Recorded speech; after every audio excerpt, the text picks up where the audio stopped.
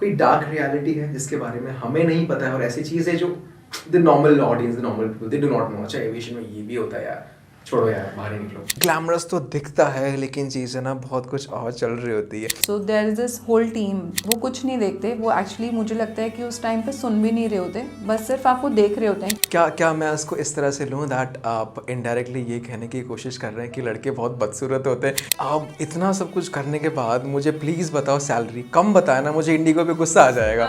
I think starting होती है somewhere around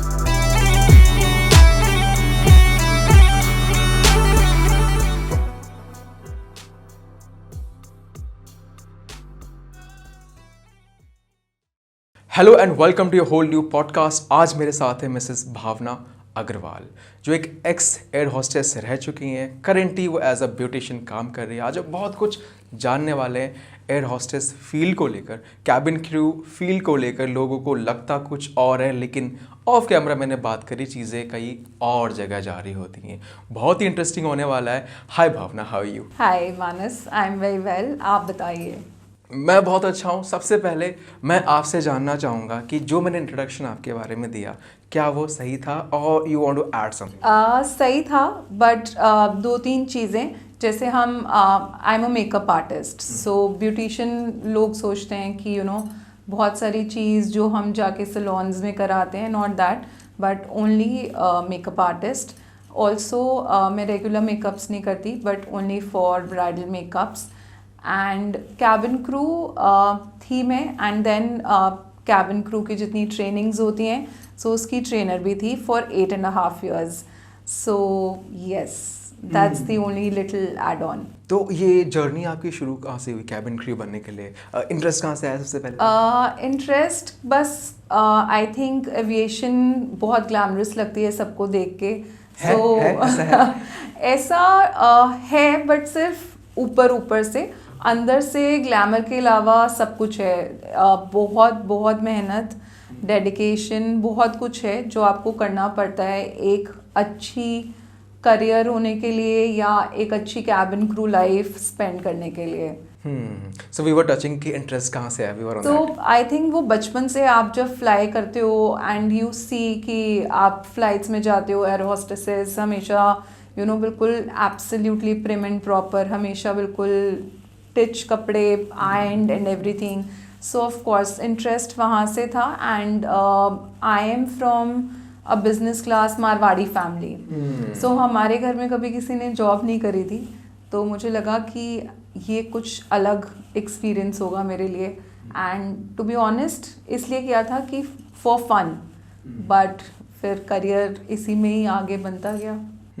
इसका कोई प्रोसेस होता है करने का? Is it that tough to get into this field? Actually ऐसा लगता है देख के कि बहुत टफ है, बट टू बी ऑनेस्ट मैंने सिर्फ देखा था कहीं पे, उस टाइम पे न्यूज़पेपर्स वगैरह में आता था कि आज यहाँ पे इंटरव्यू होंगे, या तो मैंने वहाँ पे पढ़ा था। और तब मैंने जब इंडिगो ज्वाइन किया था, आई थिंक तब स्टार्ट हुई थी एयरलाइन, 1 साल भी नहीं हुआ था, या 1 साल हुआ होगा। वुड बी अराउंड कौन सा year? It was I think 2007 I joined in December, मेरी ट्रेनिंग स्टार्ट हो गई थी। तो इंडिगो आई थिंक 2006 में स्टार्ट हुई थी, सो अगस्त। तो 1 साल हो चुका था इंडिगो को, बट बहुत बहुत नई कंपनी, नई एयरलाइन थी। ऑल्सो इंडिगो का कॉन्सेप्ट उस समय बहुत नया था, लो फेयर एयरलाइन। तो लोगों को लो फेयर के लिए बहुत अलग माइंडसेट, बहुत अलग सोच थी कि लो फेयर मतलब क्वालिटी वुड बी बैड, कि कोई क्वालिटी अच्छी नहीं होगी, लो ही है, हर चीज़ लो। सो उस टाइम पे तो पता नहीं था। आई थॉट कि किसी बड़ी एयरलाइन को ज्वाइन करने से अच्छा है कि किसी नए से स्टार्ट करो, एंड आई थिंक वो अच्छा डिसीजन था काफ़ी। अमेजिंग।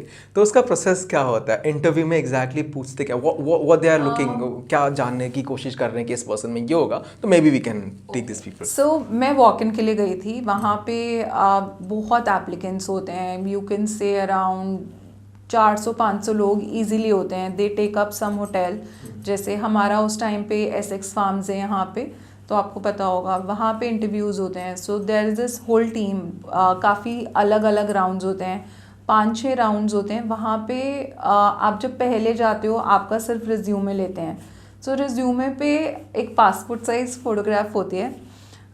हम लोगों को लगता है कि नहीं, इससे कोई फ़र्क नहीं पड़ता, बट आई थिंक उस फोटोग्राफ से भी बहुत फ़र्क पड़ता है, क्योंकि जो वो रिज्यूमे पढ़ रहे होते हैं वो उनको कोई मतलब नहीं होता। आप 12th पास होने चाहिए और आपकी फ़ोटो उस समय सही लगनी चाहिए।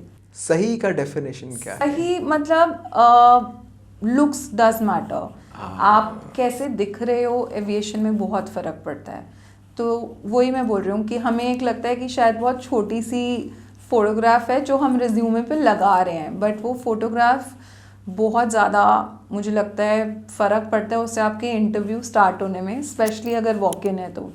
सो वॉक इन में आपका फर्स्ट राउंड इंट्रोडक्शन राउंड होता है।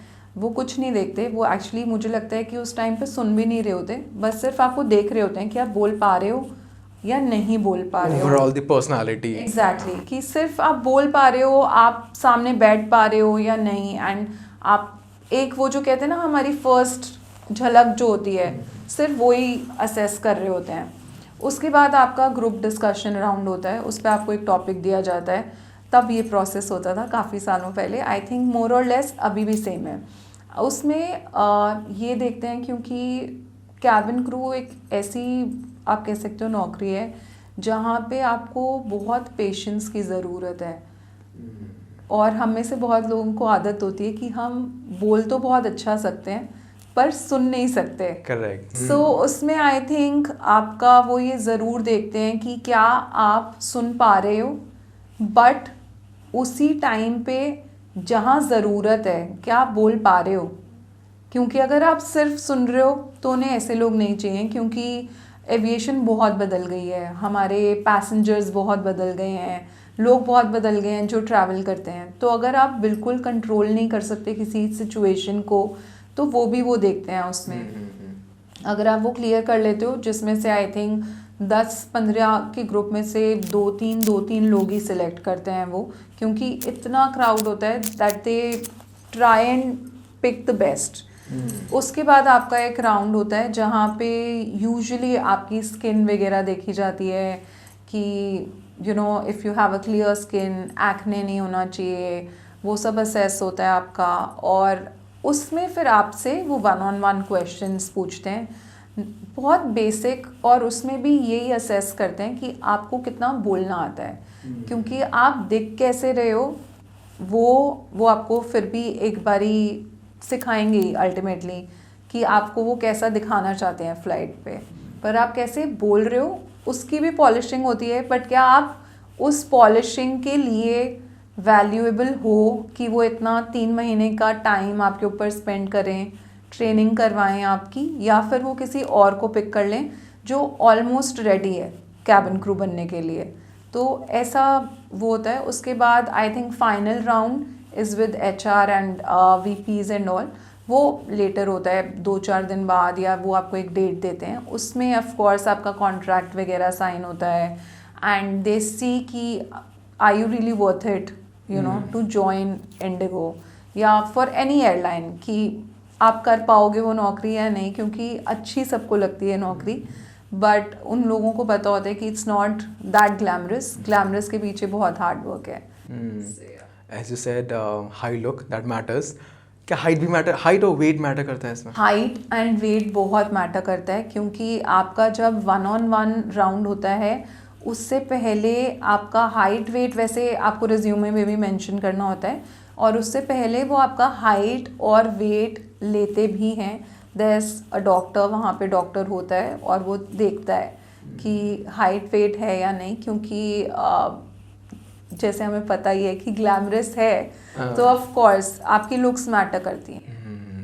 क्या मैं उसको इस तरह से लूँ दैट आप इनडायरेक्टली ये कहने की कोशिश कर रहे हैं कि लड़के बहुत बदसूरत होते हैं? क्योंकि I don't see male cabin crew members. नहीं, I think with time changing मुझे लगता है कि लड़कियों को हम उतना एक स्टेप फॉरवर्ड दे रहे हैं कि आप भी कर सकते हो, नॉट जस्ट कि हर चीज़ में लड़के ही कर सकते हैं।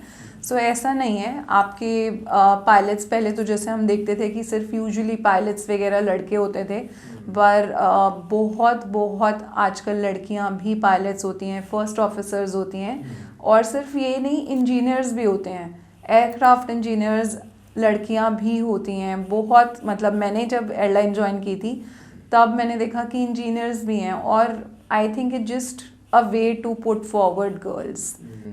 कहीं ना कहीं मैंने भी सुना था कि जो एयरलाइंस होती हैं वो हर तरह की कोशिश करती है कि उनका फ्यूल बच जाए, तो मे बी लड़के जो होते हैं वो कंपैरेटिवली थोड़े से हैवी होते हैं मे बी। हाँ, आई थिंक बहुत वैलिड पॉइंट बोला है आपने, क्योंकि फ्यूल सबसे ज़्यादा, मतलब हर एयरलाइन चाहे वो पुरानी हो नई हो, उनका मेजर फोकस होता है कुछ भी करके। सो इंडिगो में भी हमने देखा है जितने साल मैंने फ्लाई किया है या उसके बाद भी, कि हम हर चीज़ वो कर सकते थे या कोशिश करते थे कि फ्यूल कम हो जाए। तो या ये एक बहुत बड़ा रीज़न है। और IndiGo one of its kind थी जब वो स्टार्ट हुई थी, low fare like I said, तो उनका ये माइंडसेट था, क्योंकि लड़कों का weight in comparison to girls ज़्यादा ही है और रहता है प्रोपोर्शन में। अगर आप देखोगे तो अगर आप 4 लड़के cabin crew, approximate average weight आप लोगे 60 और 70, तो अगर आप किसी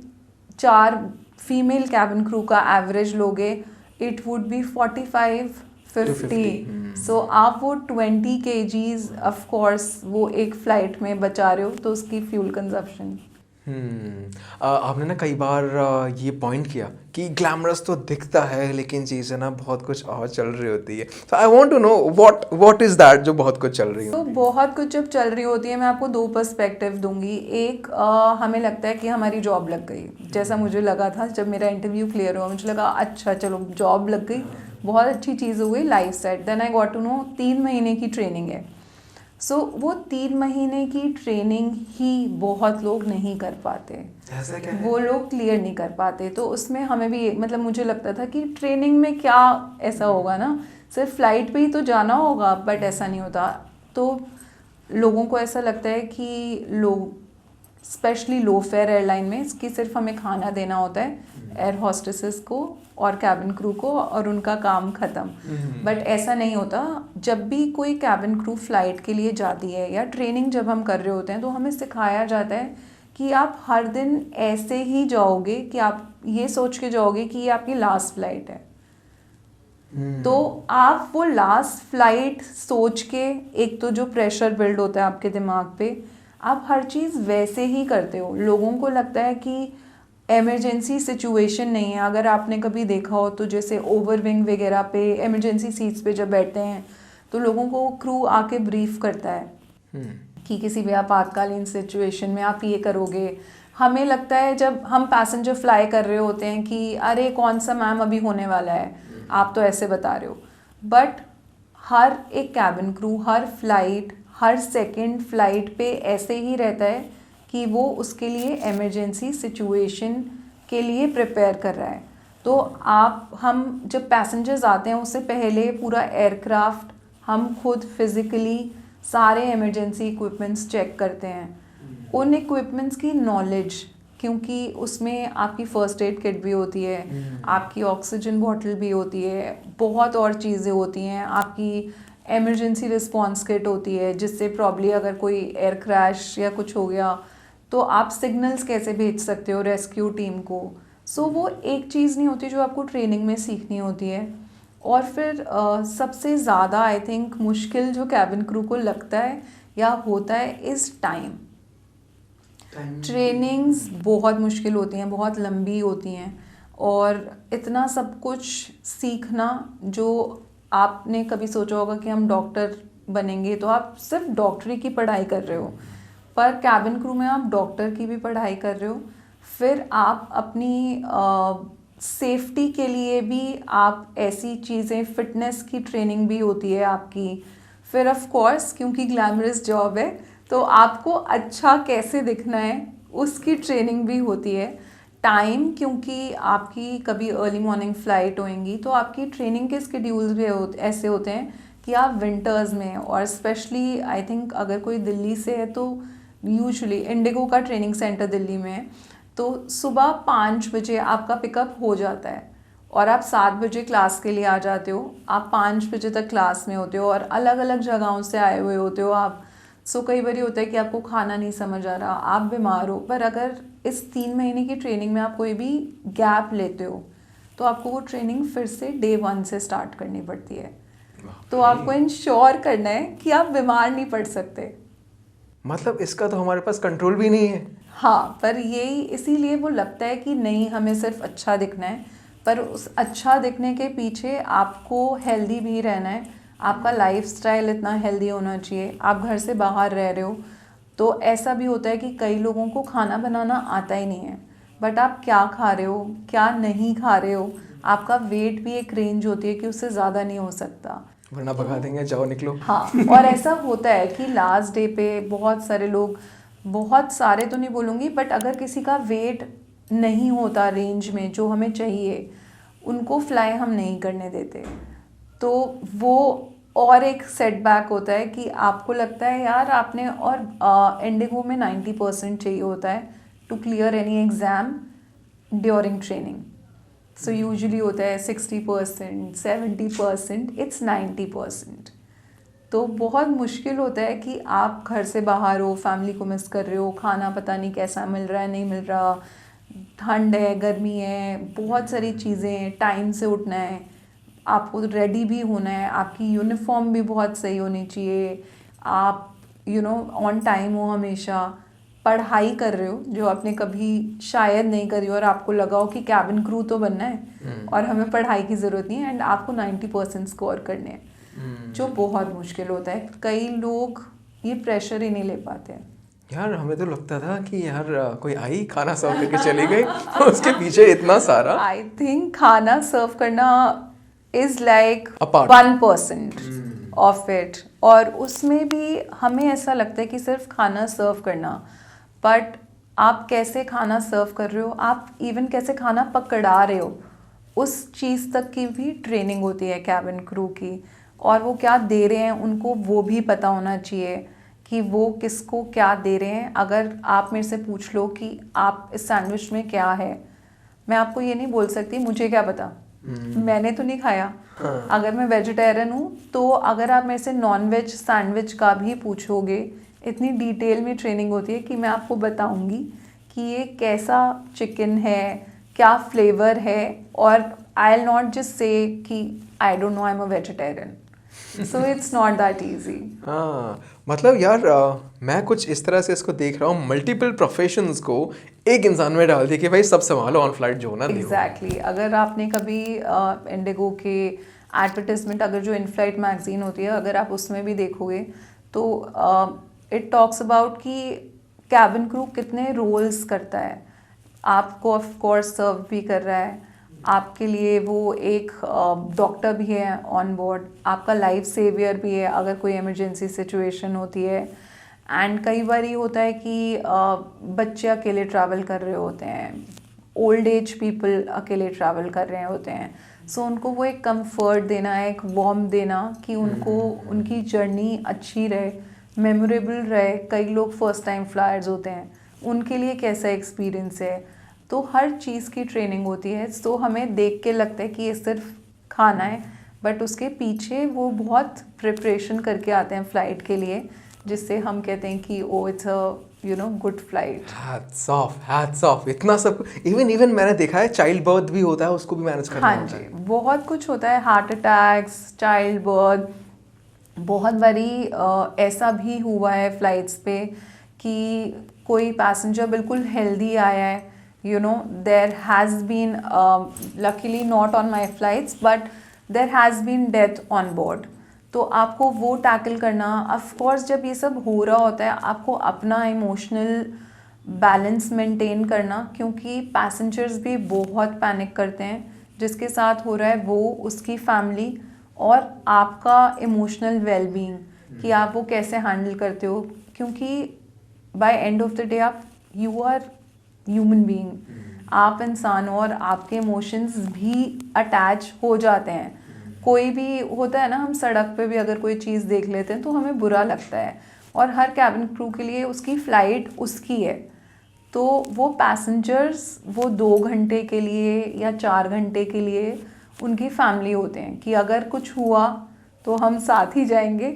तो ऑफ कोर्स उनको भी देखना पड़ता है कि, और ऐसा नहीं है कि उस फ्लाइट के बाद अगर कुछ हुआ तो पैसेंजर्स तो घर चले जाते हैं, but cabin crew next flight कर रहा होता है 20-25 मिनट के टर्न अराउंड में। तो वो फिर से कैसे बिल्कुल रिफ्रेश फील करके नेक्स्ट पैसेंजर को वेलकम टू इंडिगो और कोई भी एयरलाइन आप कैसे प्रिपेयर करते हो इज़ ऑल्सो वेरी टफ। अब इतना सब कुछ करने के बाद मुझे प्लीज बताओ सैलरी कम बताया ना, मुझे इंडिगो पे गुस्सा आ जाएगा। कितना सैलरी देते, इतना सब कुछ कराने के लिए कितना पैसा देते? आई थिंक स्टार्टिंग होती है somewhere around 20K per month in hand, पर उसमें भी बहुत सारी चीज़ें होती हैं। आपकी क्वालिफिकेशन मैटर करती है। हम लोगों को लगता है कि 12th पास हो आप ठीक है, बट नहीं, अगर आपने पहले फ्लाई किया हुआ है तो हो सकता है आपकी सैलरी थोड़ी ज़्यादा हो। कई बार ऐसा भी होता है कहीं जगहों पे हमें क्रू की बहुत ज़रूरत होती है तो उसके अकॉर्डिंग कुछ और अलाउंस होते हैं। बट आई फील अगर आप थोड़े से डिसिप्लिन्ड हो और अगर आपको पता है कि ये मेरी रिक्वायरमेंट है, तो कैबिन क्रू ऐसी नौकरी है जो आपको बहुत इन द लॉन्ग रन बहुत पैसा देता है। क्योंकि जब आप फ्लाइट्स पे होते हो आपको खाना आपकी एयरलाइन दे रही है, आपकी यूनिफॉर्म आपकी एयरलाइन दे रही है, आपको होटल स्टे मतलब अच्छे से अच्छे होटल्स होते हैं वहाँ पे आपका खाना होता है, आपकी लॉन्ड्री होती है, सब कुछ इंक्लूडेड होता है, आपकी कैब्स इंक्लूडेड होती हैं। तो अगर आप थोड़े से डिसिप्लिन्ड हो और आपको पता है कि आपको लाइफ से क्या चाहिए या इस सैलरी से मुझे क्या चाहिए, तो आई थिंक इससे अच्छी और स्ट्रेस फ्री नौकरी नहीं हो सकती। बट डिसिप्लिन बहुत मैटर करता है। और ये जो सैलरी है वो अप टू व्हाट, कहाँ तक जा सकता है? अब वो I am not too sure क्योंकि मैं अभी फ्लाई नहीं कर रही हूँ, पर हमारे बहुत फ्लाइंग में बहुत अलाउंसेस होते हैं। जैसे अगर आप कहीं पे लेओवर्स होते हैं, जैसे आप दिल्ली से बॉम्बे गए, बॉम्बे में आप एक रात रुकोगे, फिर आप अगले दिन वापस आओगे दिल्ली फ़्लाइट करके। तो आप अगर बॉम्बे में रह रहे होते हो, आपको वहाँ रहने बिसाइड्स और खाना पीना, स्टे, लॉन्ड्री, कैब, उसके अलावा आपको पर डे अलाउंस मिलती है, तो वो होती है। फिर एक चीज़ होती है कि आपने अगर इतने घंटे से ज़्यादा 10 सपोज़ आपने 60 घंटे फ्लाई किया, उसके आपके 20,000 फिक्स्ड हैं। उसके बाद हर घंटे आप जितना फ्लाई करोगे उसके कुछ पैसे होते हैं, तो वो आप कितना करते हो, आप कितने अवेलेबल हो। जैसे अभी आपने कहा कि हेल्थ पे तो हमारा कंट्रोल नहीं है, but health is very important aviation में। आप कितने फिट रहते हो, आप कितनी बारी रिपोर्ट चेक कर रहे हो कि मैं आज बीमार हूँ, मैं फ़्लाइट पे नहीं आ सकती, वो हम कहते हैं कि आप अवेलेबल नहीं हो, NA कहते हैं उसको। तो अगर आपका NA बहुत हाई है कि आपकी फ़्लाइटें लगी हुई हैं बट आप तो बीमार ही हो, साल में 3 महीने आप बीमार थे, तो उसकी वजह से बहुत कुछ होता है कि हम फिर दूसरा क्रू ढूंढते हैं। आपकी कई बार ये होता है हमें क्रू नहीं मिलता, क्रू की शॉर्टेज भी हो जाती है क्योंकि जब ये वेदर चेंज होते हैं, जैसे स्पेशली दिल्ली में अगर बहुत ज़्यादा ठंड है तो लोग बीमार पड़ते हैं। तो इसलिए हम कहते हैं कि हमें आपको अपनी तबीयत का बहुत ध्यान रखना है। डिसिप्लिन सिर्फ टाइम के लिए नहीं है, पर आप क्या खा रहे हो, आप कितने फिट रहते हो, आप कितनी फ़्लाइटें कर सकते हो। कई लोग होता है कि उनको लगता है कि अच्छा हम बाहर गए हैं, क्योंकि बहुत यंग बच्चे ज्वाइन कर लेते हैं एविएशन। 18 साल की एज है जब आप ज्वाइन कर सकते हो। एंड नो ऑफेंस, बट बहुत सारे छोटे छोटे शहरों से जहाँ पे शायद उनकी फैमिलीज़ में 2 वक्त का खाना भी नहीं होता, वो लोग ज्वाइन करते हैं कि हाँ हम पैसे कमाएंगे। बट जब वो यहाँ आते हैं तो जैसे सबको लगता है कि एविएशन की चकाचौंध, उससे आप कई बारी अपना ट्रैक लूज़ कर देते हो कि आप आए तो पैसे कमाने के लिए हो, बट इतना पैसा देख के या इतना ग्लैमर देख के कि आप अच्छे से अच्छे होटल में रह रहे हो, आप अच्छे से अच्छी गाड़ी में जा रहे हो, तो आप कई बारी अपना फोकस भूल जाते हो। लोग कहेंगे, या पीयर प्रेशर भी कह सकते हो आप, कि 2 लोग कह रहे हैं हम तो आज हमारी कल सुबह 8 बजे की फ़्लाइट है पर हम रात को 4 बजे तक पार्टी करेंगे। तो कई लोग होते हैं वो कहते हैं नहीं, मैं 8 घंटे सोऊंगी और मैं अपनी फ़्लाइट से पहले उठ के सब कुछ करूँगी जैसा जो मुझे करना है, मैं पार्टी के लिए नहीं आई हूँ, I am still at work. पर कई लोग वो लाइन शायद भूल जाते हैं, और एक दिन पार्टी, आप 2 दिन, आप इंसान हो, आपकी बॉडी मशीन नहीं है। तो अगर आप अपनी बॉडी अब्यूज़ कर रहे हो, आप पार्टीज़ कर रहे हो, आप नहीं सो रहे हो सकता है आप पार्टी ना कर रहे हो पर आप सो नहीं रहे हो टाइम से और आपको वो रेस्ट नहीं मिल रहा, तो ऑफ कोर्स आपकी तबीयत ख़राब होगी, आप छुट्टियां ज़्यादा लोगे, सैलरी कम आएगी। फिर हम लोगों को लगता है कि नहीं ये तो बहुत कम सैलरी है, हम इतनी मेहनत करते हैं। तो नहीं, ऐसा नहीं होता। अच्छा, हम सैलरी के बारे में डिस्कस कर रहे थे, हम थोड़ा सा ना पायलट की तरफ थोड़ा सा पिवट करेंगे।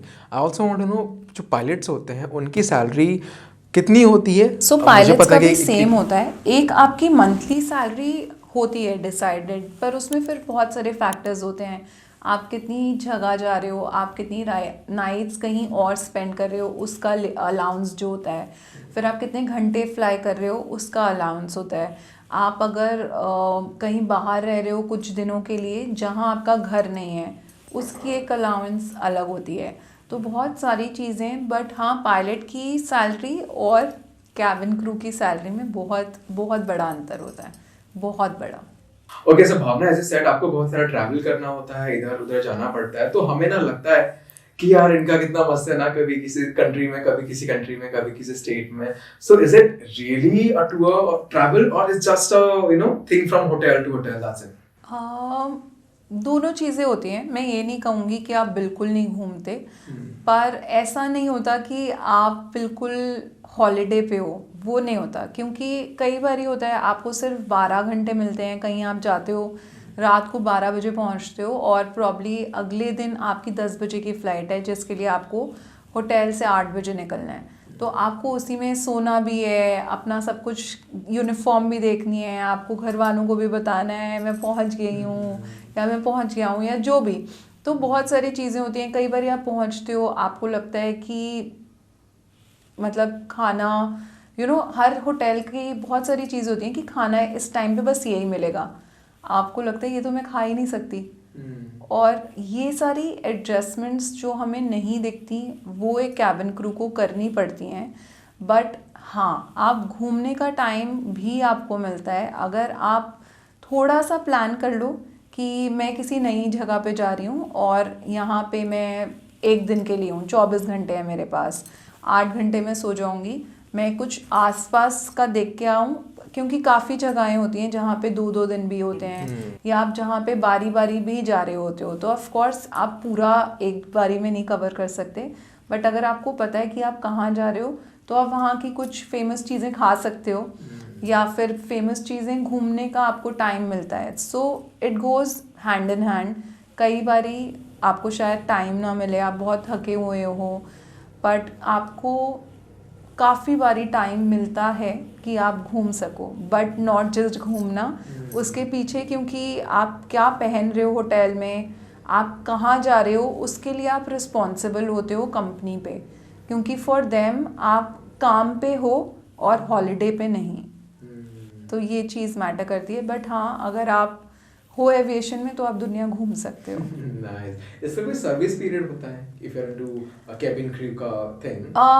नहीं, आप कितने भी साल, जब तक आप फिट हो, लाइक आई सेड कि हेल्थ बहुत मैटर करती है, पर हाँ 18 साल के आप होने चाहिए हो। एक अगर आप बिगिन कर रहे हो अपना करियर इसमें, तो एक आई थिंक एज होती है 30 और 35, I am not too sure now, but entry के लिए आपकी होती है। बट अगर आप एक्सपीरियंस्ड हो कि आपने कहीं पे नौकरी करी 5 साल, उसके बाद आपको फिर भी एक स्कोप होता है कि आपने शायद 5 साल ब्रेक ले लिया तो आप कर सकते हो। पर अगर आप स्टार्ट कर रहे हो उसके लिए आई थिंक 30 या 35 की उम्र होती है।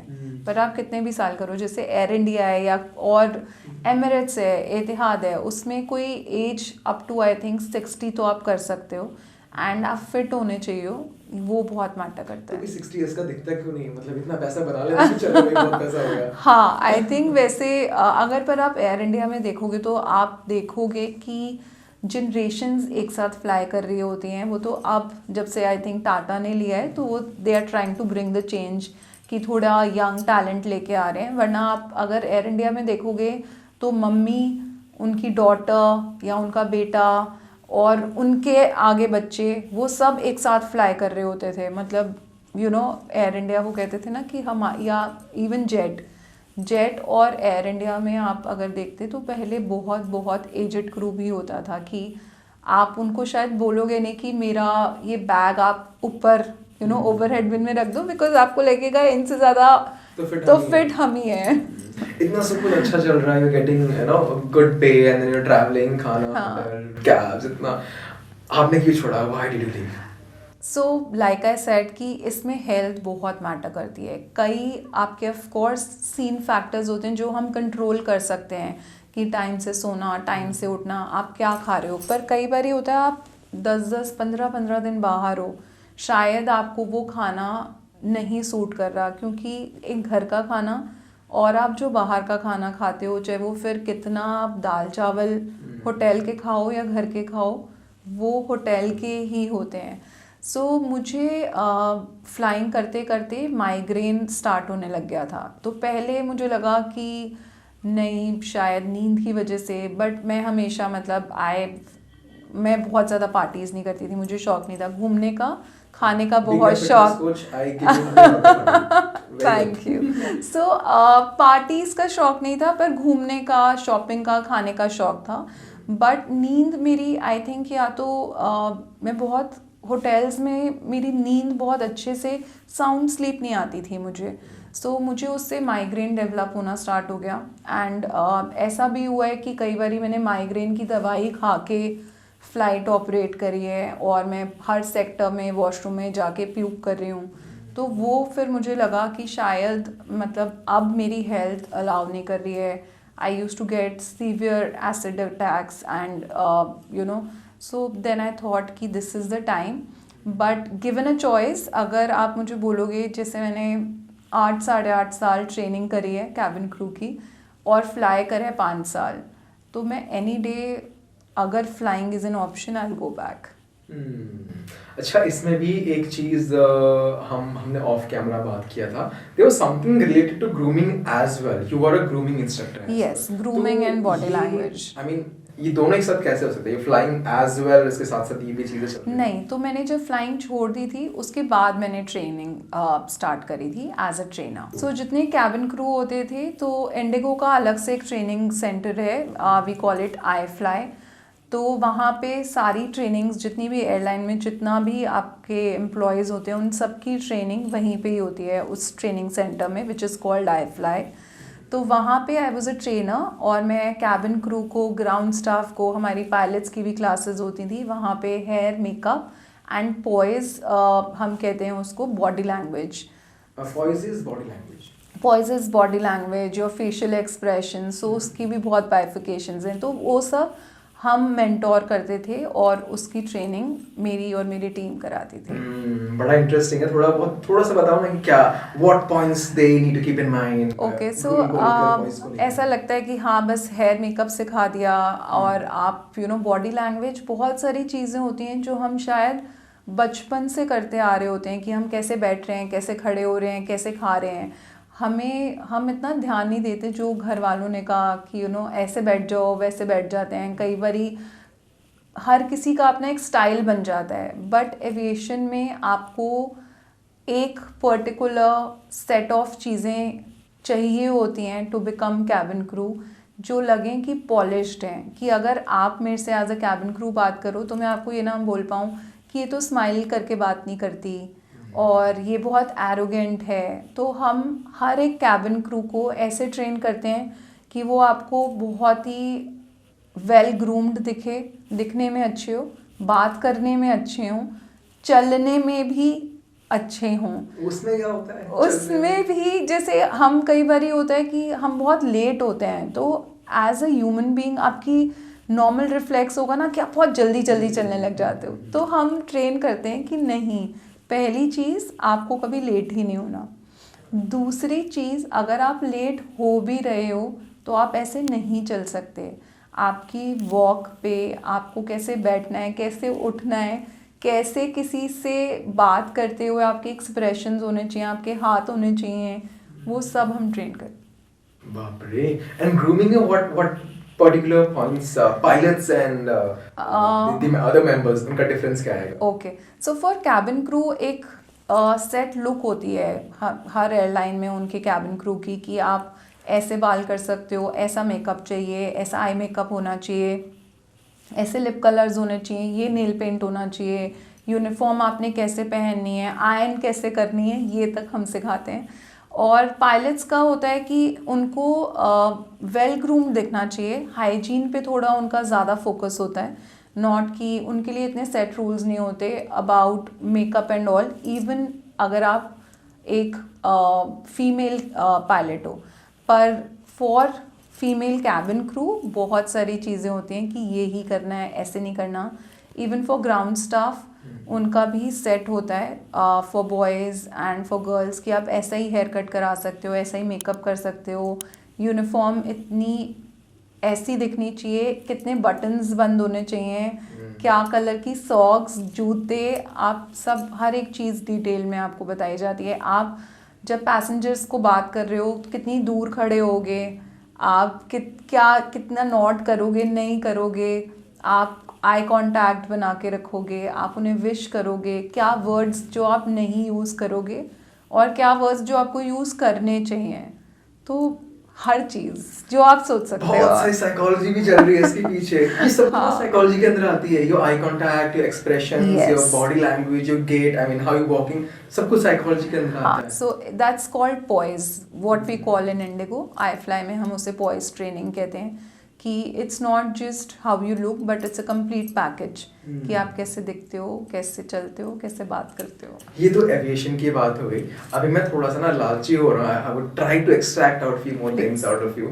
एक normal regular individual, talking about males only, उनको किन बातों का ध्यान रखना चाहिए? यू बीइंग अ गर्ल, लगता है आपको लगता है कि यार ये क्या मतलब, ये क्या सेंस बन रहा है, कैसे कपड़े पहने हैं, फिर कैसा दिख रहा है। So what are these things you would try to change in males का फैशन में कि यार ऐसा मत करो please? Okay, so I think fashion से भी पहले जो बहुत मैटर करता है, फिर वो आप लड़की हो या लड़का हो, कोई भी हो, आजकल तो हम बच्चों को भी बोलते हैं कि आपकी हाइजीन। सो कपड़ों से पहले आप मतलब अपने बाल कैसे हैं आपके, आपने कोम करा है नहीं करा, नेल्स अगर आपने कट करे हैं नहीं करे, अगर आप ग्रोन अप मैन हो आपने शेव करी है नहीं करी है, स्टबल है, अगर आपकी बियर्ड है तो वो वेल मेंटेन्ड है, ट्रिम्ड है नहीं है, अगर आपने जूते पहने हैं वो पॉलिश हैं नहीं है, अगर आपने एंड आई थिंक मेरे लिए बहुत मैटर करता है आपको पर्सनली क्या लगता है कि लड़का ऐसा होना चाहिए? Body odour, I think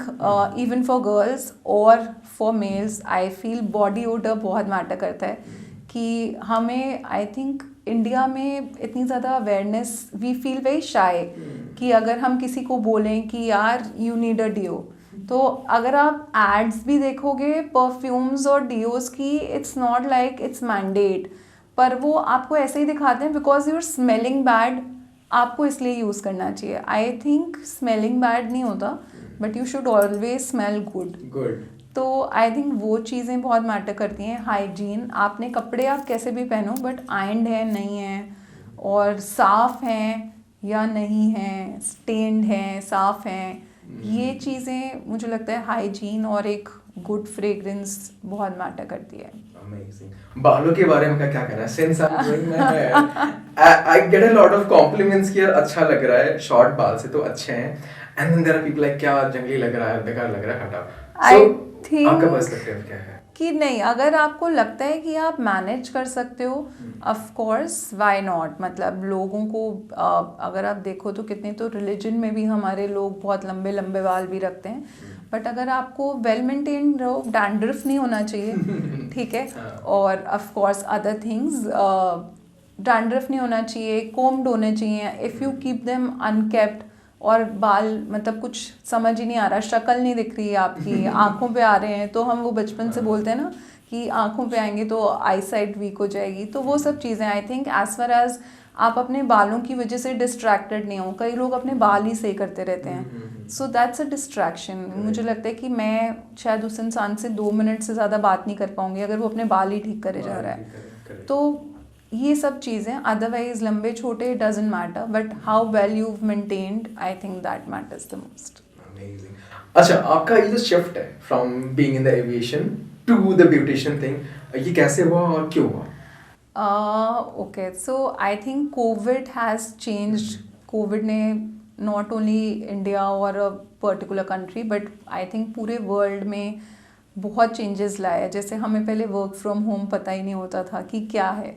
So COVID के टाइम पे एक तो बहुत सारी चीज़ें change हुई, and वो पहला ऐसा टाइम था जब मैंने अपनी बच्चे के साथ, so मेरा बेटा उस टाइम पे I think 4 साल का था, तो उसके लिए वो पहला ऐसा टाइम था कि मम्मा घर पे इतने लंबे टाइम के लिए हैं और मम्मा कहीं नहीं जा रही। बट क्योंकि हमने वर्क फ्रॉम होम इंट्रोड्यूस कर दिया था कोविड के टाइम पे, तो अब मम्मा घर पे हैं पर एक कमरे में लॉक है और उसके लिए अवेलेबल नहीं है। जो पहले होता था कि अगर मम्मा घर आ गई तो अब उसका टाइम है, इट्स हिज टाइम। और अब उसको लगता था कि ये घर पे हैं बट रूम में क्यों बंद है। Why is she not talking to me? हाँ, मतलब पूरा टाइम आप एक कमरे में हूँ अपने लैपटॉप के साथ, तो उसको नहीं समझ आता था कि मैं काम कर रही हूँ। तो वो बालकनी के दरवाजे से आता था, कभी कभी ऐसा होता था मैं ट्रेनिंग करा रही हूँ और सडनली मेरा बेटा आ गया एंड आई एम ब्लैंक। सो मुझे लगता था कि ओके, वरना वो कितनी बारी होता था डोर के बाहर नॉक करता रहता था, रोता रहता था कि प्लीज़ मुझे अंदर आने दो, मैं कुछ नहीं बोलूँगा, I will sit quite. But of course आप बहुत डिस्ट्रैक्टेड होते हो। So I think that was becoming very challenging and I don't know, मुझे लग रहा था कि शायद बहुत साल हो गए, आपको वो लगता है कि बहुत काम कर लिया आपने, आप शायद एक ब्रेक ले लेते हैं। और वो फेज़ ऐसा था कि बहुत नए इमोशंस और नई चीज़ें आप लाइफ में एक्सपीरियंस कर रहे थे, तो मुझे लगा कि this is the right time. वरना आई थिंक एविएशन एडिक्शन है, आप नहीं छोड़ सकते। कई बार क्या होता है ना, कुछ एक्सपीरियंसेस ऐसे हो जाते हैं कि लोग छोड़ देते हैं कि यार दिस वाज वेरी बैड।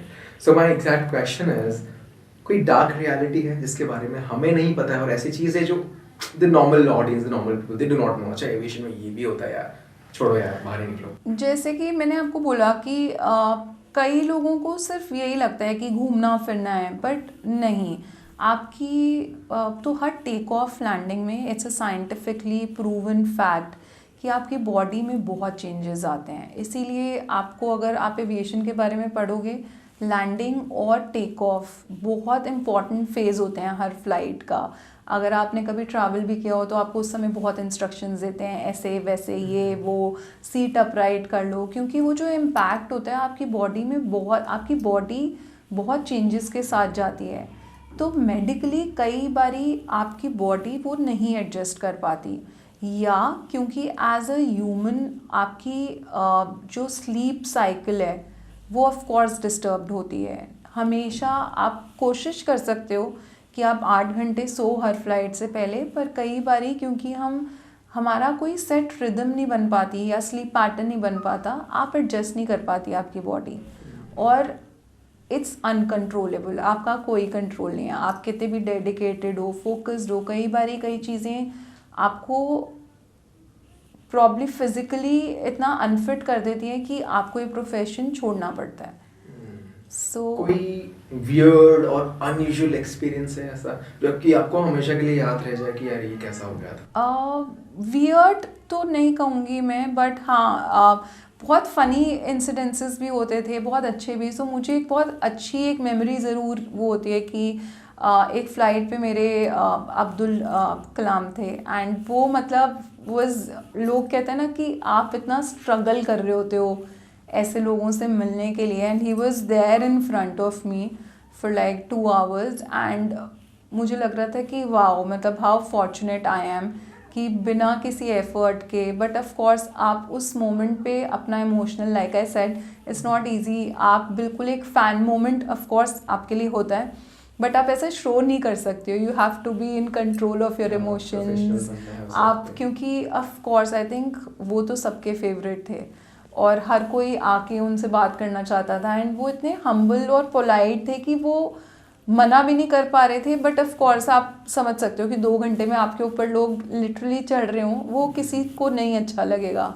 तो एट द सेम टाइम जब आपको भी ऐसा लग रहा है कि हाँ यार हमें भी बात करनी है, बट आपको इंश्योर करना है कि और कोई उन्हें परेशान ना करे, तो ये सारी चीज़ें आई थिंक अच्छी याद है मुझे, बहुत ज़्यादा कुछ ऐसे वियर्ड नहीं। एक आधी बारी जैसे ऑफ कोर्स मेडिकल इमरजेंसी हो गई, या फिर आई रिमेंबर एक पैसेंजर था, he got very historic and वो बिल्कुल जैसे अब्यूज़ करने लग गया एकदम मिडल ऑफ द फ्लाइट, और आई थिंक कोई ट्रॉमा से था या कुछ, आई डोंट नो वो क्या था।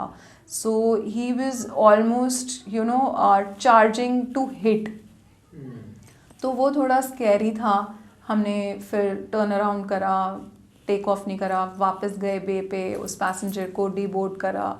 तो वो चीज़ें कई बारी आपको डर लगता है, या फिर जैसे अगर बहुत ही कभी वेदर इज़ बैड और एयरक्राफ्ट टर्बुलेंस वगैरह एक्सपीरियंस करा है, बट ऐसा भी हुआ है कि आप कैबिन में हो, आप जा ही नहीं सकते, इतनी गंदी टर्बुलेंस है, तो पैसेंजर्स लुक आफ्टर यू कि मामा प्लीज़ बैठ जाओ। तो वो भी एक एक्सपीरियंस है कि यू फील गुड कि यू नो आप भी उन्हें, ऑफ कोर्स आप पैसेंजर्स के लिए वरिड हो, पैसेंजर्स आपके लिए वरिड हैं। सो आई थिंक अच्छे एक्सपीरियंसेस ज़्यादा रहे हैं मेरे साथ। फिर आईपीएल जब स्टार्ट हुआ था तो बहुत सारी क्रिकेट टीम्स ट्रैवल करती थी, सो ऑफ कोर्स बहुत सारे क्रिकेटर्स, तो आई थिंक हैप्पी मेमोरीज ज़्यादा हैं। अगर आप अपना काम थोड़े से डेडिकेशन से, और अगर आपका पैशन है, आई थिंक हैप्पी मोमेंट्स ज़्यादा होते हैं, क्योंकि वैसे भी फ़्लाइट्स यूजुअली लोग हैप्पी उसके लिए ले रहे होते हैं या काम के लिए ले रहे होते हैं। बहुत कम ऐसा होता है कि, कम तो नहीं बोलूँगी, बट कि आप बहुत ही, अगर आप कहीं किसी ट्रीटमेंट के लिए भी जा रहे हो तो you going with that hope कि हाँ हम वहाँ जा रहे हैं, तो ऑफ कोर्स आप बहुत मैटर करता है कि आप उनकी हैप्पी जर्नी का पार्ट कैसे बन सकते हो वो इस 1-2 घंटे में। क्योंकि फ्लाइंग आई थिंक सबके लिए, नो मैटर कितनी अवेलेबल हो गई है, बट बहुत मैटर करती है that you know I have a flight. या अभी ना मुझे भावना थोड़ा साइकोलॉजी को लेकर ना पर्सनल इंटरेस्ट है, तो मैं अगेन आपसे ये एक्सपेक्ट करूंगा। एज यू सेड कि एक खराब एक्सपीरियंस था, a passenger was like almost on a verge to hit, तो साइकोलॉजिकली हाउ यू ट्रेन, इन लोगों को आप कैसे हैंडल करते हो? सो एक तो ऑफ कोर्स इन्हें सेल्फ डिफेंस की ट्रेनिंग दी जाती है कैबिन क्रू को, कि अगर ऐसा कुछ होता है दैट समबडी अटैक्स यू, तो आप फिज़िकली भी आप अपना सेल्फ डिफेंस कैसे कर सकते हो। You have few processes to follow, कि अगर आपने कोई पैसेंजर सिर्फ वर्बली बदतमीज़ी कर रहा है तो आप एक बारी प्यार से, 2 बारी प्यार से, then you inform the captain और समथिंग। अगर कोई बहुत ज़्यादा आपको थ्रेट लग रहा है तो आप उन्हें रिस्ट्रेन भी कर सकते हो विद सीट बेल्ट और something other processes that we have for, सब एयरलाइंस का अलग होता है, सो मैं आपको वो बहुत डिटेल नहीं बताऊँगी, बट हम रिफ्रेन कर सकते हैं कि पैसेंजर आपको ना हार्म करे। ऑफ कोर्स फेलो पैसेंजर्स, अगर आप सही हो तो फेलो पैसेंजर्स भी आपकी हेल्प करते हैं, आई थिंक वो आपकी स्ट्रेंथ होते हैं, तो आप उनकी हेल्प ले सकते हो। एंड लाइक हमने आई थिंक बहुत मूवीज़ भी अब तो देखी हैं on hijack, like Neerja and all, तो आपको ऑफ कोर्स इंडिविजुअल वो तो होता ही है, बट यू आर ट्रेंड कि आप अपना सेल्फ डिफेंस कैसे कर सकते हो और कैसे कंट्रोल कर सकते हो ऐसे अनरूली पैसेंजर्स को। सो वो आपको पूरी ट्रेनिंग दी जाती है। इतना सब कुछ आप लोगों से करवाने के बाद आपको रिलैक्सेशन का क्या, आई मीन एग्जैक्टली मैं पूछना चाह रहा हूँ, छुट्टियों का क्या कॉन्सेप्ट होता है? दिए जाते हैं और यू हैव टू आस्क कि भाई छुट्टी दे दो? छुट्टियों का सो गवर्नमेंट रेगुलेशंस होती हैं, डीजीसीए के अकॉर्डिंग आपका सेट होता है कि आप एक हफ्ते में इतने ही घंटे कर सकते हो। और of course but behind the scenes कई बार ऐसा होता है कि एयरलाइन शॉर्टेज ऑफ क्रू या फिर कोई रिक्वायरमेंट या वेदर कंडीशंस, उसकी वजह से ऑफ कोर्स थोड़ा सा वो हो जाता है कि आपके लिए टायरिंग हो जाता है। और टायरिंग भी मैं इसलिए नहीं कहूँगी क्योंकि आपको रेस्ट प्रॉपर नहीं मिलता, क्योंकि आपकी बॉडी अडेप्ट नहीं कर पाती है। आपको अगर मैं 4 दिन बोलूँ, हम कहते हैं ना कि हम 6 दिन अगर जल्दी उठते हैं तो 7वें दिन अपने आप आँख खुल जाती है, बट वो कैबिन क्रू के लिए वो 6 दिन सेम होते ही नहीं है। तो उनको वो 7वें दिन उठने के लिए भी अपने माइंड को ऐसे ट्रेन करना पड़ता है कि वो उस टाइम के साथ एडजस्ट कर पाएँ। तो वो आई थिंक बहुत इम्पॉर्टेंट होता है। पर मिलता है आपको इनफ रेस्ट, पर जैसे अनफोर्सीन सिचुएशंस होती हैं, of course it gets very tiring and flying is tiring. So Bhavna, इस प्रोफेशन को लेकर आपका परसेप्शन कैसे चेंज हुआ है? जब आप शुरू में आई होंगी तब कुछ और परसेप्शन होगा, अभी शायद कुछ और होगा, सो कुछ चेंज है? चेंज है, क्योंकि जब जैसे मैंने आपको बताया कि हम सबको लगता है कि सिर्फ आपको अच्छे दिखना है और आप जगह जगह घूमने जाते हो, तो वो परसेप्शन था शुरू में कि क्या करना है, सिर्फ फ्लाइट्स पे जाना है और घर आ जाना है। पर जब आप ज्वाइन करते हो तो ऑफ कोर्स ट्रेनिंग में ही परसेप्शन बहुत चेंज हो गया था। बट ट्रेनिंग के बाद जब फ्लाइंग स्टार्ट करी तो बहुत ज़्यादा चेंज हो गया, क्योंकि आपको तब एक्चुअली लगता है कि ये रियल वर्ल्ड है जो आपको फेस करना है, हर रोज़ नए लोग, और इजी नहीं होता। वरना हम लोगों को एक आदत होती है ना, हमें कंफर्ट जोन पसंद होता है, हर किसी को, एक ह्यूमन बीइंग को पसंद होता है कि ये मेरा कंफर्ट जोन है। आप यूजुअली 9 to 5 जॉब में जाते हो तो आपको पता होता है मुझे इसी के साथ लंच करना है, मुझे इसी के पास बैठना है, ये मेरी सीट है, ये काम है। पर जब आप फ्लाइंग करते हो तो आप जिनके साथ काम कर रहे हो वो भी रोज़ बदल रहे हैं, आपको जिनके साथ रहना है पैसेंजर्स वो रोज़ बदल रहे हैं, हर घंटे हर 2 घंटे में आप बहुत लोगों से मिलते हो। तो आप कैसे डील करते हो अपना एक इमोशनल वेलबींग, और आपको उसके साथ साथ आप काम पे हो तो और बहुत चीज़ों का ध्यान रखना पड़ता है। तो आई थिंक परसेप्शन बिल्कुल ही चेंज हो जाता है नौकरी करने के बाद। Very true. The next question is going to be, अच्छा, what do you call yourself as? Beautician मैं बोलूँ सही रहेगा? I would call myself as a makeup artist. Makeup artist, अच्छा। So as a makeup artist, as of now, right now, you're a makeup artist, तो अभी का whatever is the condition, जो भी वर्क का freedom मिल रहा है, whatever your experience is right now, उसको कंपेयर करेंगे to the previous past experience when you were a crew member, तो डिफरेंस क्या है freedom wise, mental health wise, money wise? I think एक मेजर डिफरेंस ये है कि जब आप मेकअप आर्टिस्ट होते हो तो you have to really sell your art. तो आपको बोलना है लोगों को कि जो मैं पैसे ले रही हूँ वो वैलिड है, या बहुत लोग होते हैं, आप मतलब मैंने एक्सपीरियंस करा है कि वैसे आप ताज मानसिंह में आपकी शादी है, बट आप by end of the day आपको जो मेकअप आर्टिस्ट को वो 30,000 भी देने होते हैं तो उनको लगता है आज नहीं कल। बट अगर आप मॉल में जाते हो कपड़े लेते हो तो आप उनको ये नहीं बोलते ना कि कपड़े आज दे दो, पैसे हम कल देंगे।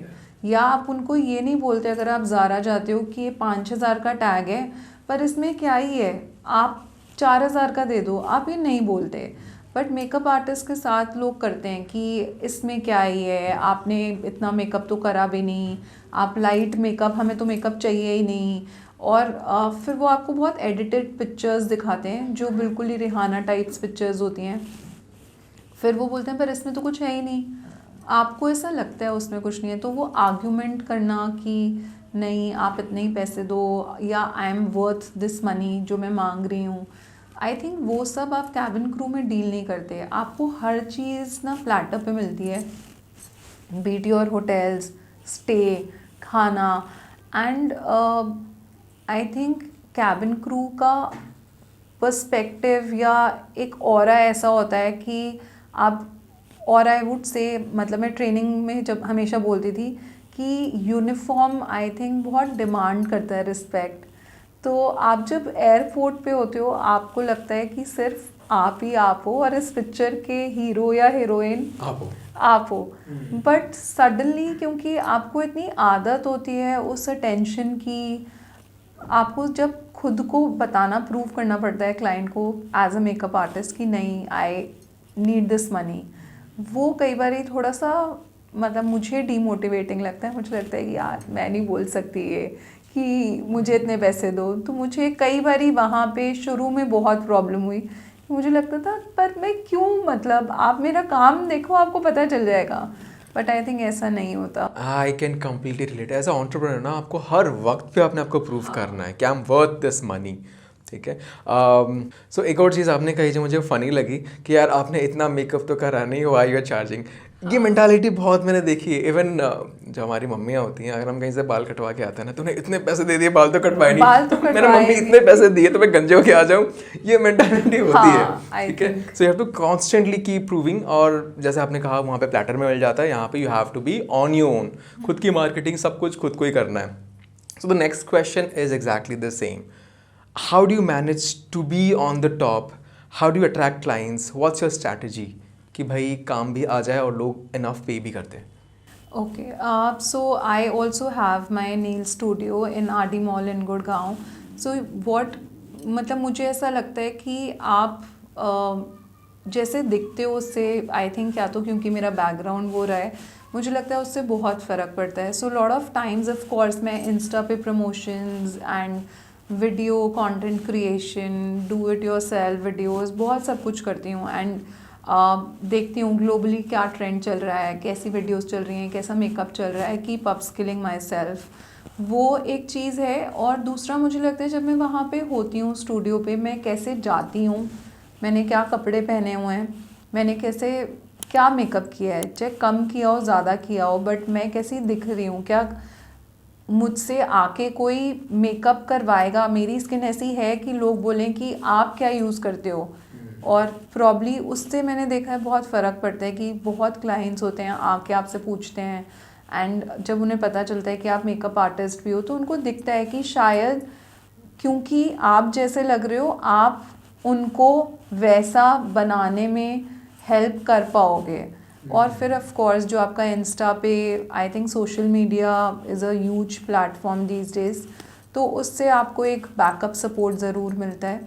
बट लोग बहुत फिर भी मेकअप के लिए, मेकअप ऐसी चीज़ है कि उसको ख़रीदने, मेकअप आर्टिस्ट की स्किल को प्राइस लोग बहुत डिफरेंटली करते हैं। कई बार झूठ बोल के भी मेकअप करवा लेते हैं, मतलब कि आई, जैसे मैंने आपको बताया था, I usually do bridal makeups या फिर फैमिली के मेकअप्स उन्हीं के। तो कई बार ऐसा हुआ है कि उनकी शादी है या फिर कॉकटेल है या एंगेजमेंट है ब्राइड का, पर उन्होंने पार्टी मेकअप कह के अपना फंक्शन का मेकअप करा लिया। और फिर आप अगर बोलते हो तो वो बोलते हैं पर आपने मेकअप तो सेम ही करा है ना, हमें पार्टी मेकअप ही चाहिए था। ये करने से उनको फ़ायदा क्या हो रहा है, रीज़न क्या है? सो अगर आप जैसे ब्राइडल मेकअप करवाओगे तो of course I charge somewhere from 30K to 50K, पर अगर आप एक पार्टी मेकअप कराते हो आई charge between 8K to 12K। तो उनको लगता है कि हमें तो कम ही मेकअप चाहिए था, हमें पार्टी मेकअप ही चाहिए था, बट इट्स नॉट दैट। जब आप एक ब्राइड का मेकअप करते हो तो आप बहुत कॉशियस होते हो कि उसका मेकअप उतनी ड्यूरेशन के लिए रहे, उसका मेकअप, उसकी ज्वेलरी, उसकी outfit, everything should be in sync, you know. कि आपको of course for a bride day बहुत लंबा होता है, for a guest of course इतना लंबा नहीं होता, and you will have time कि आप जाके रिप्लेनिश कर लो। पर ब्राइड को वो टाइम नहीं मिलता कि वो रिप्लेनिश कर ले या कुछ बीच में निकल जाए कि अच्छा आप लोग ये करो मैं आती हूँ, बट गेस्ट को वो मिलता है। तो वो माइंडसेट, प्रोडक्ट्स, बहुत सारी चीज़ें होती हैं। एंड ऑफ कोर्स हम कहते हैं ना कि एक गुलाब हम नॉर्मल डेज पे जाते हैं तो 5-10 रुपए का भी मिल जाता है, बट वैलेंटाइंस डे पे हम वो 100 रुपए का गुलाब भी खरीदते हैं। सो वो एक मोमेंट होते हैं जहाँ पे हमें लगता है कि हम इतना स्पेंड कर सकते हैं क्योंकि वो स्पेशल ओकेजन है हमारे लिए। और आपका आर्टिस्ट, ऑफ कोर्स आप पार्टी मेकअप में इरिटेट होके भी पार्टी में चले जाओगे, पर आप अपनी शादी में इरिटेट होके नहीं जाना चाहोगे क्योंकि वो आपके लिए लाइफ टाइम एक्सपीरियंस है। सो आई थिंक वो यहाँ इंडिया में एटलीस्ट मुझे लगता है लोग थोड़े कम सेंसिटिव हैं टू दैट थिंग, बट या भावना, आउट ऑफ द ब्लू जाके ना कुछ क्वेश्चन पूछना चाहता हूँ मैं।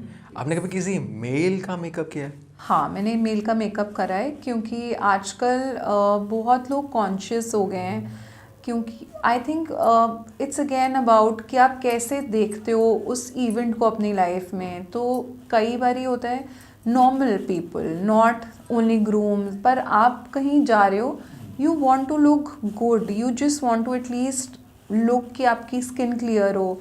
तो कई लोगों के बहुत डार्क सर्कल्स होते हैं, तो वो कंसील करवा के बेसिक की हाइड्रेशन, क्योंकि आई थिंक बॉयज़ बहुत ज़्यादा हाइजीन को लेके या स्किन को लेके, हाइजीन को लेके तो आई थिंक फिर भी बहुत चेंज हो रहे हैं, पर नॉट फॉर स्किन रूटीन और skin regime I would say. तो प्रॉब्ली वो hydration, they want to look fresh for that occasion or for that event. Lot of corporate people also do that if they have to go on a stage, probably कोई बहुत अच्छा event host कर रहे हैं, they do want to look nice. And I think इसमें सिर्फ लड़के और लड़कियों की बात नहीं है, हर किसी को अच्छा दिखना चाहिए, मतलब अगर आप दिख सकते हो तो क्यों नहीं। सो बेसिक कि उनकी बियर्ड आप उन्हें टिप्स दे देते हो, you ensure face is well moisturised and lips are not dry, dark circles नहीं दिख रहे हैं, I think just that. कुछ और टिप्स हमारी ऑडियंस के लिए, थोड़ा सा एक दो और मिल जाए तो मज़ा ही आ जाए। For boys or for girls?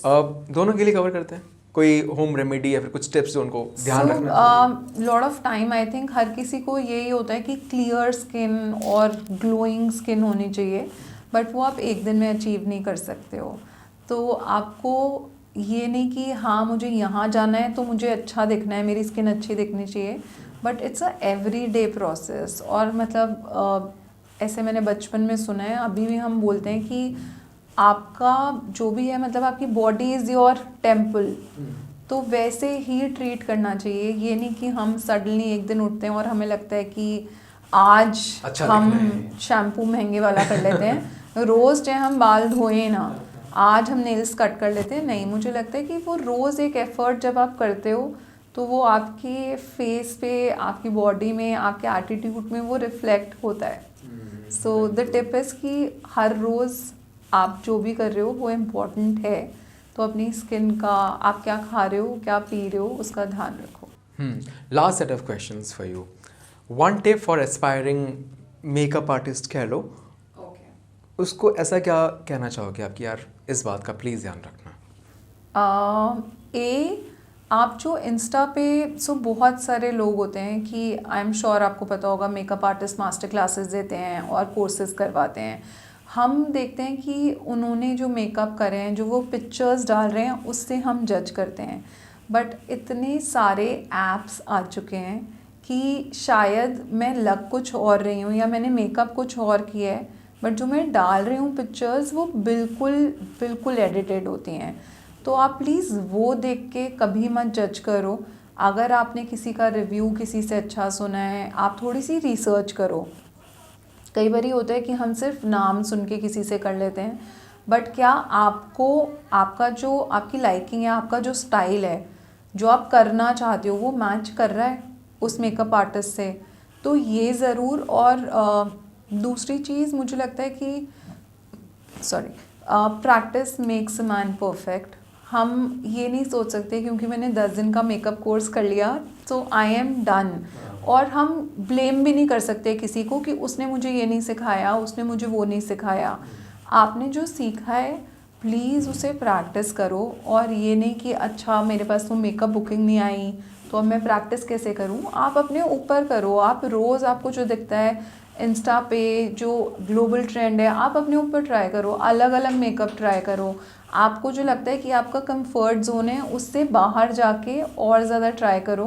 कि आपको नहीं पता क्लाइंट को क्या पसंद है, हो सकता है आपको सिर्फ लाइनर वाली आई मेकअप पसंद हो, पर क्लाइंट ने कभी लाइनर लगाया ही नहीं। आपके पास सडनली क्लाइंट आ गया कि मुझे तो काजल वाले ही मेकअप लुक चाहिए। तो आप हर चीज़ ट्राई करो कि आप makeup artist for a client हो, नॉट कि मुझे ये पसंद है तो मैं यही कर सकती हूँ। आप एडजस्ट कर पाओ, आप अपने आप को अडेप्ट कर पाओ हर एक क्लाइंट की लाइकिंग और नीड के अकॉर्डिंग, क्योंकि हमें लगता है कि यार ये तो उन्होंने मुझे बताया नहीं, पर अगर आप कुछ रोज़ नया ट्राई करोगे, प्रैक्टिस करोगे, तो ऐसी बहुत चीज़ें होती हैं जो कोई नहीं बताएगा बट आप खुद सीखते हो। कई लोग बोलते हैं ना हमने तो खुद ही से ही सीखा है, वो ऐसे ही सीखते हैं कि पैशन होना चाहिए आपका कि आप रोज़ ट्राई करो, क्लाइंट्स आए नहीं आए, आप अपनी सिस्टर को, मदर को, फ्रेंड्स को, और हर किसी को मेकअप पसंद होता है लड़कियों को, चाहे वो छोटी बच्चियाँ हों, मम्मियाँ हों हमारी, बुआ, मासी, एनीबडी, अगर आप उन्हें बोलोगे कि हम आपका आज मेकअप करें, नोबडी वुड से नो। तो आप प्लीज़ थोड़ा सा एक स्टेप फॉरवर्ड लेके बोलो कि हाँ आज मैं आपका मेकअप कर देती हूँ, एंड ट्राई करो, keep trying. And one tip for an aspiring cabin crew member. Okay, so for cabin crew, actually, I'll give 2-3 tips. A, hygiene. Please take care of your hygiene. 2, आप कैसे बोलते हो। हमें लगता है कि सिर्फ इंग्लिश अच्छी होनी चाहिए, नहीं, आपकी हिंदी भी अच्छी होनी चाहिए। और कई लोग जो बोलते हैं नहीं इंग्लिश मैटर नहीं करती, ऐसा नहीं है, it does matter. So please आप इंटरव्यू में हो सकता है बहुत कॉन्फिडेंट अकेले अपनी फैमिली में हो, बट आप जब जाते हो किसी 4 लोगों के साथ आपको पता नहीं चलता। सो हम एक्चुअली एक ट्रेनिंग करते थे उन लोगों के लिए जो हमें लगता था जिनमें पोटेंशियल है, पर उन्हें हमने सिलेक्ट नहीं किया किसी एक रीज़न की वजह से, तो हम उन लोगों की भी ट्रेनिंग करते थे। तो मैं उन्हें हमेशा एक चीज़ बोलती थी कि आप अपने आप से बात करो शीशे में। तो आप इंटरव्यू, अगर आपको लगता है you want to be cabin crew, आप अपने आप से क्वेश्चन आंसर राउंड करो इन मिरर, और आपको पता चलेगा कि यार मैं अपनी आईज़ रोल करती हूँ, आई ट्विच माई आईब्राउज, आई फ्राउन, और मैं कई बार शायद लिप्स मेरे फ्लटर कर रहे हैं, आई बिकम वेरी कॉन्शियस, मैं अपने हाथ बिल्कुल ऐसे क्लोज कर लेती हूँ। आप अपने बारे में बहुत चीज़ें ऑब्ज़र्व करोगे, और जब तक आप ऑब्ज़र्व नहीं करोगे आप चेंज नहीं कर पाओगे। So observe yourself and then see what you need to change. And basic I think आजकल social media is there to help you. आप नॉर्मल वीडियोस देखो कि आपने एक नीट हेयर स्टाइल बना के कैसे जाना है, बेसिक ग्रूमिंग कैसे करनी है, take help from somebody if it's required, but हाँ आपको बोलना आना ज़रूरी है, और आप कैसे दिखते हो, ये 2 चीज़ें बहुत मैटर करती हैं। थैंक यू सो मच भावना, हमें बहुत कुछ आज जानने को मिला। कुछ चीज़ें मुझे भी लगता था कि ऐसा होता है, but then when you spoke तब पता लगा यार इसकी तो दूसरी भी साइड है। एंड हमारे ऑडियंस ज़रूर आपके पास किसी को भी मेकअप से रिलेटेड कुछ भी डाउट, कन्फ्यूजन या फिर मेकअप करवाना हो, डू रीच आउट हर। भावना मैं आपकी इंस्टाग्राम आईडी डिस्क्रिप्शन बॉक्स में दे दूंगा। एंड आपका लोकेशन क्या है? Do you prefer doing it on the location or you want to? I do both. For makeups, I usually prefer venue makeups, but I do take online classes also for makeup, for self makeup, for professional makeup classes also. So of course I'm always available on my WhatsApp or on Insta messages. You can always DM me, and it was absolutely a pleasure. I think जितने questions और जितनी curiosity से आपने चीज़ें पूछी वो मुझे भी नहीं पता था कि लोग ये भी सोचते हैं। So I think your audience will have a great insight of things, and it was absolutely wonderful to interview. Thank you so much for being here. Thank you so much. Thank you.